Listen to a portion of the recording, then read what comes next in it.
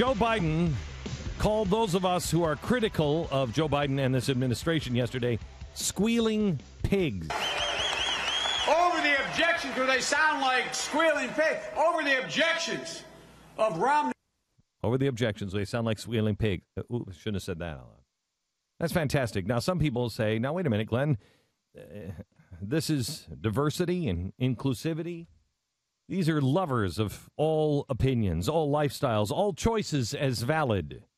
Joe Biden is the vice president of the United States. He's calling us pigs now. That's fantastic, isn't it? He's so inclusive. Actually, it is fantastic because it shows their desperation. It shows who they really are. You know, when you're succeeding, you don't necessarily show your true colors. It's when you're in trouble that people begin to see your character.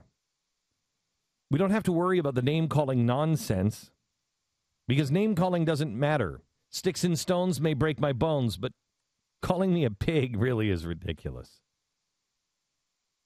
It shows us what's happening and who they really are. It shows us what kind of shape they're in. Heading into the home stretch, they've never been questioned. They've never had their back pushed up against the wall. They've never had any of these things happen to them. They don't know how to deal with it. We do. We've been pushed up against the wall, first by the Bush administration. Then we were pushed up against the wall by this administration. We get it. We know who we are. You know who you are, and you've known who they are for a long time. But maybe you have a friend who's a zombie or clueless, or I don't know. Or they just kind of liked Obama and Biden for the hope and change stuff. I'm guessing even they understand it now. The independents understand it. But let's evaluate here for a minute. What kind of shape are we in? Americans in general, other than the zombies, I think we're in better shape. I think we're in better shape now than any time since 9/12/2001. You remember the feeling of unity, resolve that we had? We came together. We cared about each other. Even where we have a drought now, people have common purpose, common goals. The farming communities are coming together. People are beginning to come together. We used to care about each other. On that day, we did literally care about each other. We turned to God. We had a common goal and purpose. That's what Americans always do in a time of crisis. We come together. We've come together. We've turned to God. Right now, when, as I said the other day, the country is at a real crossroads, we're coming together. We're looking at the choices carefully, and we're choosing the paths that lead us back to the road the founders put us on. At least many of us are. Not everybody. Admittedly, there's a chasm in America, or as John Kerry would say, we shouted out across that chasm. That chasm. It's a chasm. Or there's even a chasm about how to use the word or pronounce the word chasm. Chasm. Look, those with eyes cannot see. Those with ears cannot hear. Don't worry about it. There are enough of the rest of us that can pull this thing out of the fire. Don't forget, every poll, every single one done over the course of years, has shown that that conservatives outnumber liberals at least 2-1. And a full 79% of Americans are not liberals. Now, of course, liberals act like they are in the overwhelming majority, but they only have the overwhelming majority of loud mouths. The fact is, we surround them. It's not even close. And that's why they have to call us pigs.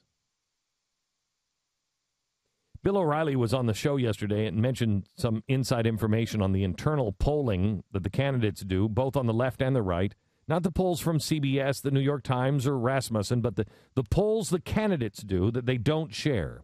He says both Romney and Obama's internal polling show that if the election were held today, Mitt Romney would win, that he already has more than 272 electoral votes necessary to become president.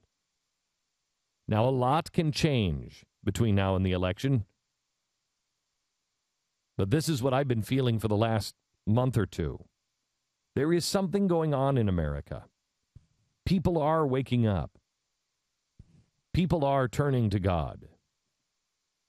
I've told you over and over again, expect a miracle. I believe it's happening.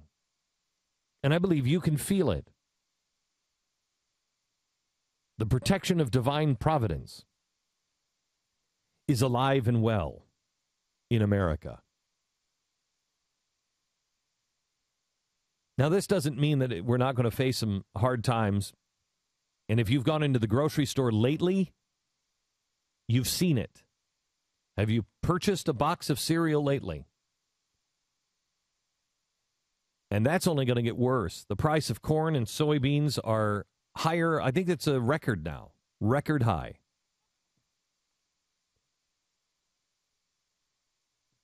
We have got to demand that our communities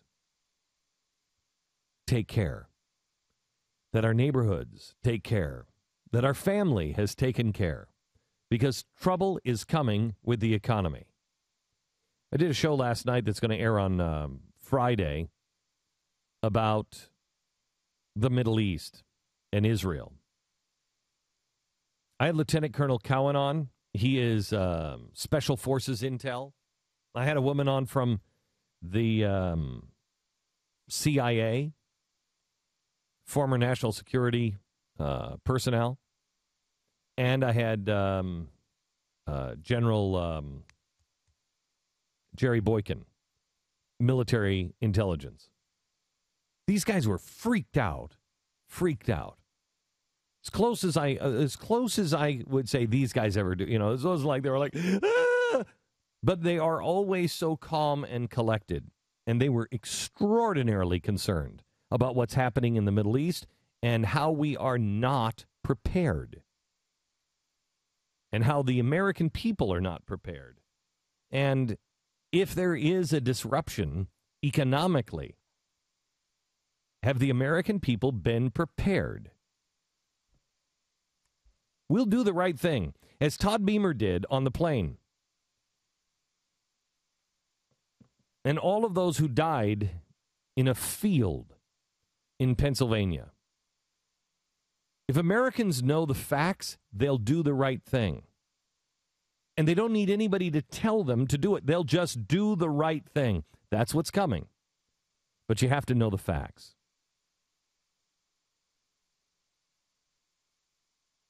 I said to somebody the other day, I've said over and over again for quite a while that this audience will be the audience that saves the nation. I so believe that. I still believe that. This is going to, you're part of the group that will save the nation. We will hold it together. You will be a shelter from the storm. You will be a blessing to your neighbor, to your family, to your state, and to your country. Because you've done the hard work. You know what we're facing. We're facing freedom, real freedom that will come at a cost, or slavery, free stuff. The good news is there's a lot of Americans that have had their fill of the free stuff promise because they see the freedoms going away. And more importantly, they also know you can't keep paying for this free stuff. It won't work. It never does.